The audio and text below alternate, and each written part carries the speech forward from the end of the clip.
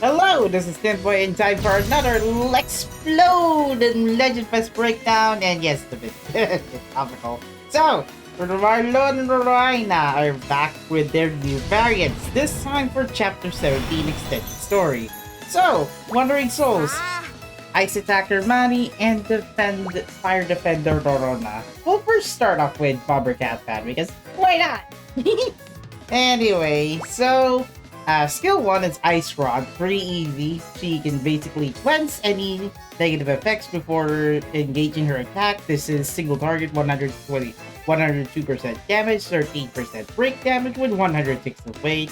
This, however, allows her to stack her magical attack by 15 times, by 15% for 2 turns. Afterwards, at one instance, you might be able to stack Maddie's magical attack by up to 30% if you will be using Maddie on either skill 2 or burst skill. So use this if you want to quickly strategize your magical attack stack, and then for one turn you can just use skill 2 or skill 3. But other than that, Maddie will be able to remove any negative effects if you're using her on a manual speed. Crystal Ice Bomb Mark II, 200% damage, 22% break damage, 206 of weight. This targets all enemies, so this one's pretty interesting because this only works if stun enemies will get stunned. So basically, if shields are broken. If Maddie attacks all enemies, if all shields are broken, this means you will need an icebreaker in this case. So if you have Swimsuit Claudia, if you have Chapter 6 Leela, Chapter 14 Roman, these breakers will allow Marlon to boost her damage by 40%. Now, if enemy shields are broken, then Maddie will be able to add that skill damage from 200 to 240% if skill is level 5.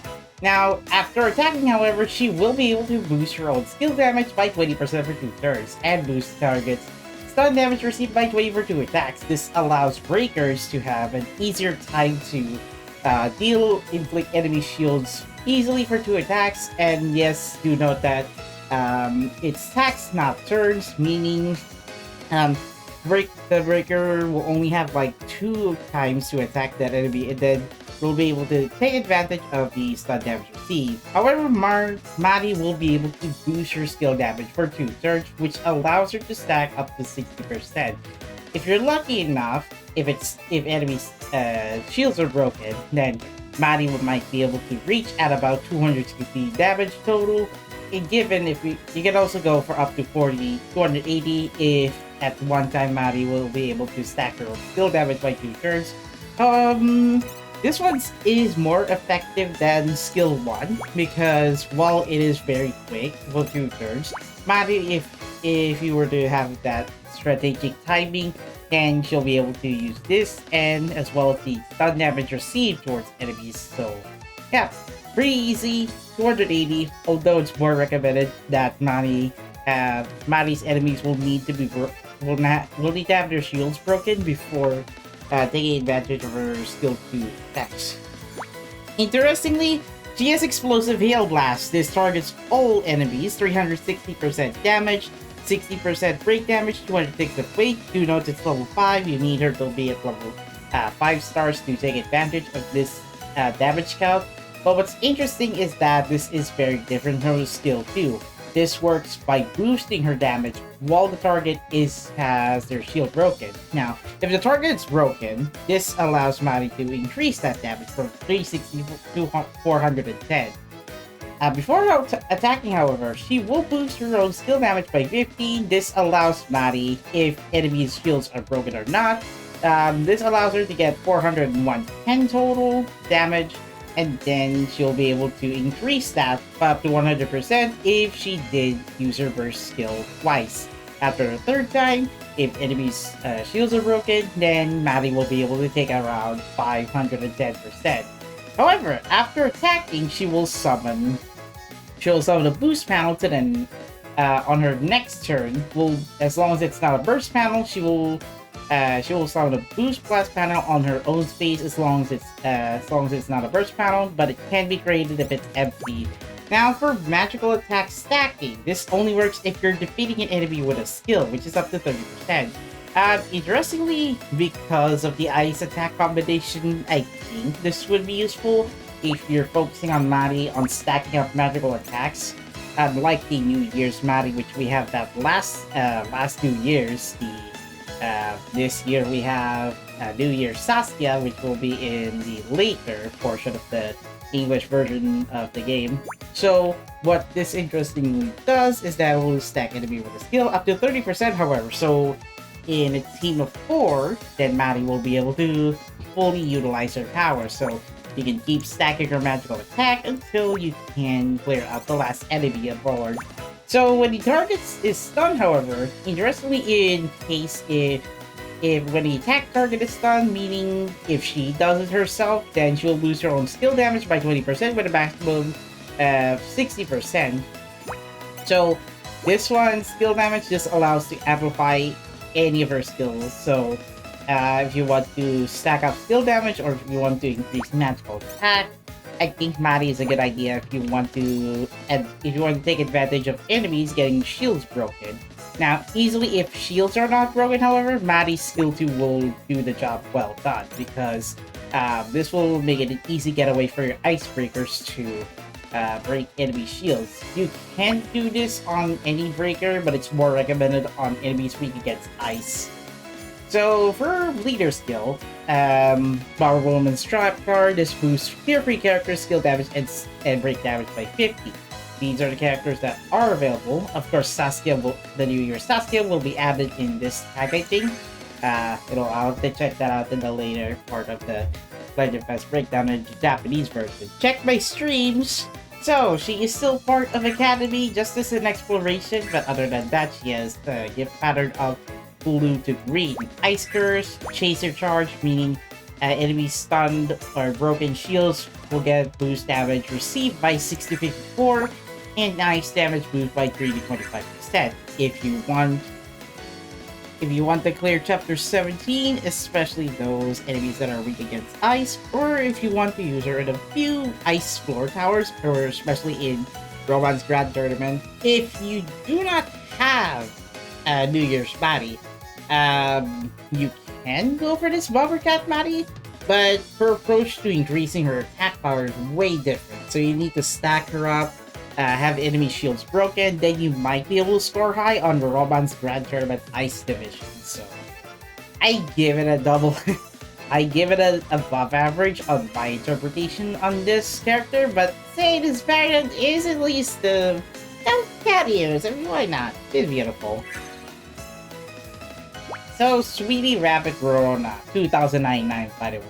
1021. Do note that she is Fire Defender, so I skip a little bit of her skill set.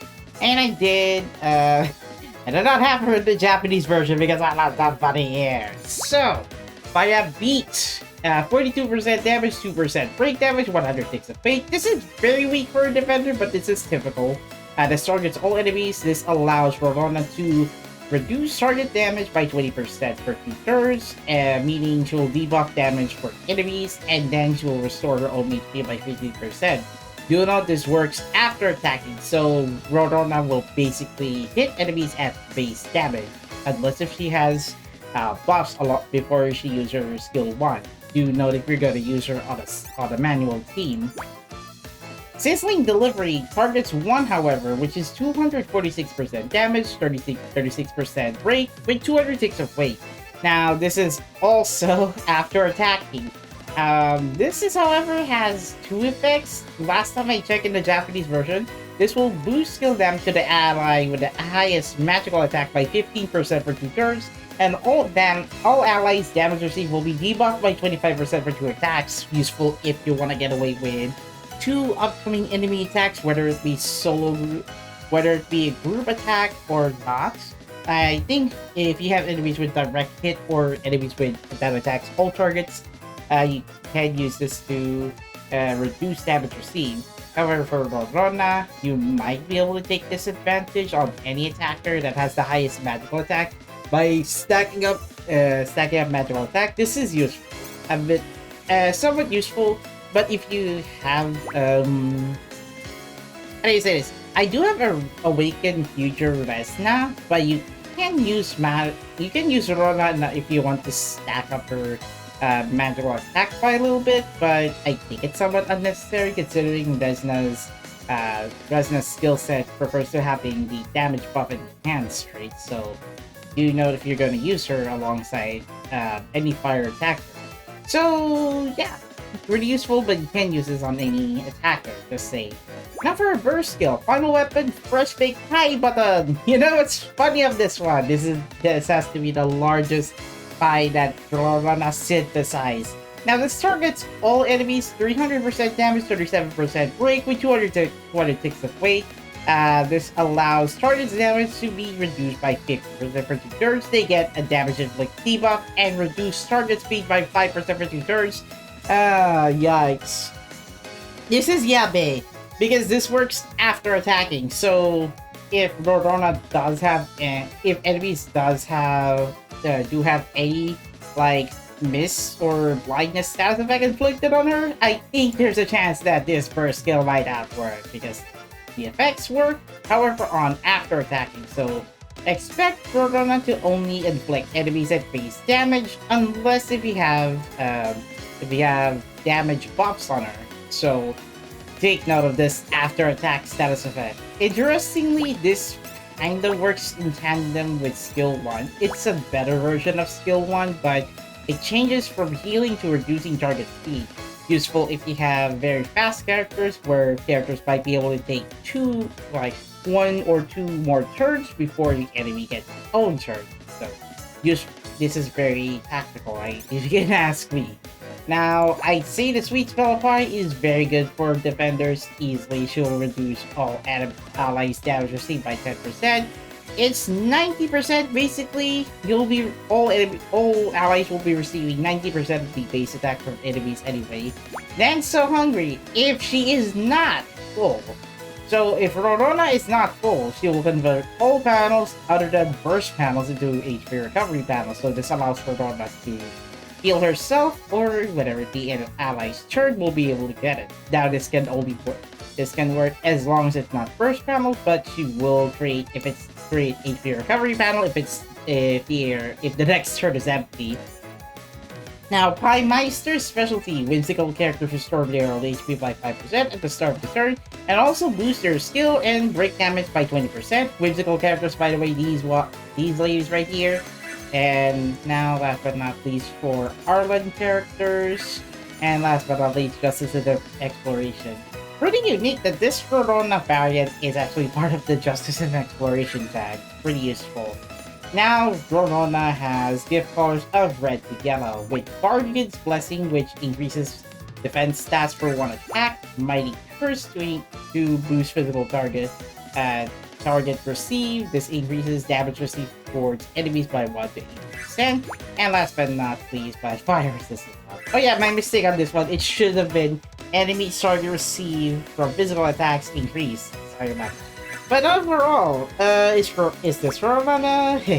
Is this Rorona useful? I wanted to shorten this video a little bit. But anyway, this one is useful. If you want to reduce target damage, you can also increase the magical attack. Somewhat useful for a defender card.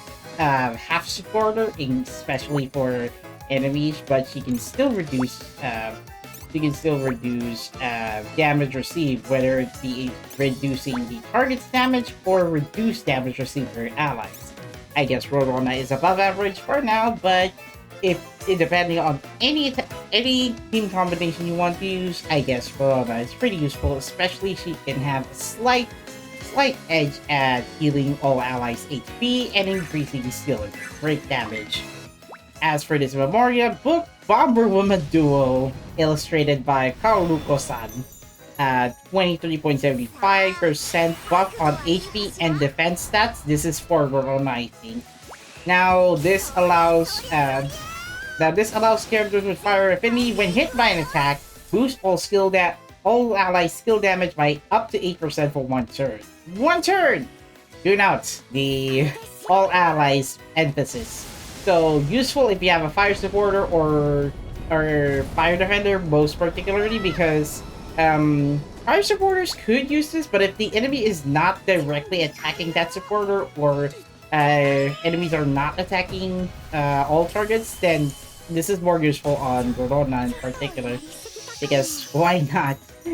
I'm sorry, there's going to be some ouchies for Rorona. So here comes Trial Battle. Let's go! Useful. This one, you know this is stackable. Magical attack up to 30. She has an ability like this, and then boost skill damage when target is stunned. 20 to 60, by the way. This one only if you're using your burst skill. You know what? Since Roman allows to reduce ice resistance, this is pretty an awesome addition. Boom! Who's out? Alright, Swartz Rose please take the slamming crystal out. All attribute resist down. Alright, so introducing the explosive hail Blast. Now, obviously there will be brittle on the giant boomy, considering that Fury's likely afflicted that. But let's see if the large blue booty survives. Oh no, that's not critical hit. Never mind. Strike.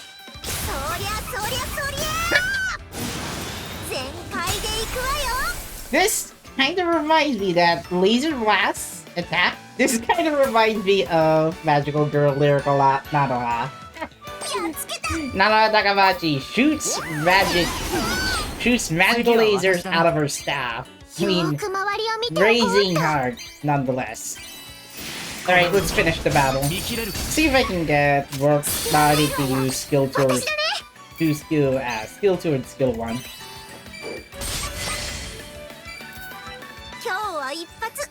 That's nice. Alright, finish him. Sorry, Blue Bunny, but you gotta stay frozen. See you next Christmas! Now this is her victory pose. And my god. Okay, that's so cute. Ooh la la pose, by the way.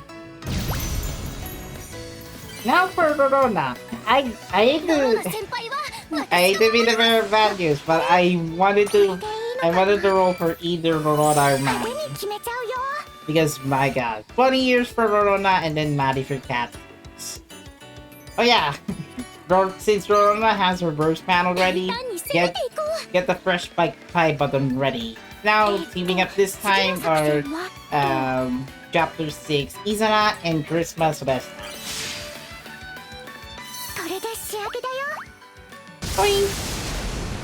Well, someone got dug into a hole. What is this? Oh, nice leggings though. This is what I like for Rorona's costume. Oh.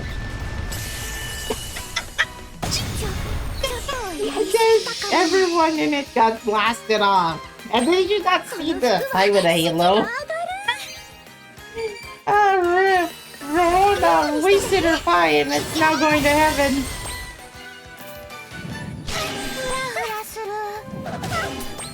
Nice try. Now this basically does is that Rorona's recovery panels, as long as she is active on this timeline, recovery panels are available. All of her turns will now have recovery panels, but you can manipulate her turn and then give it to Izana if you want to.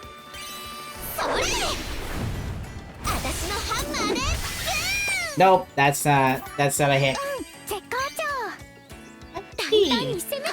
Well, this one's gotta go anyway. Sizzling delivery.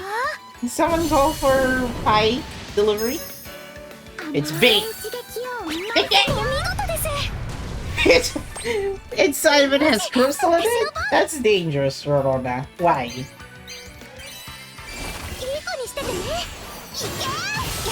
And let's not finish the battle.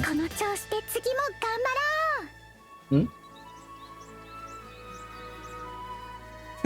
Nice. That's a finishing pose for a Sentai TV show. I miss watching Power Rangers. But nonetheless, oh yeah, I also found that comment right there. But anyway, final results of this one. Not an important pull, especially if you're a fan of Rorona and Mari. If you like these costumes, go for them. I already selected Mari on this one. Oh my gosh, because she reminded me of Nano Takamachi when she's using her burst skill. As for Rorona, well, if you want to see that fight with a halo again, you can just replay this burst skill animation anyway. Since I don't have lodestar gems to roll on this banner, I'll just get them for another time. Now, interestingly, I still have this one, the 422 Legend Fes battles, and no, I'm not going to be using them for a good reason. So anyway, that's going to be it. See you guys next time.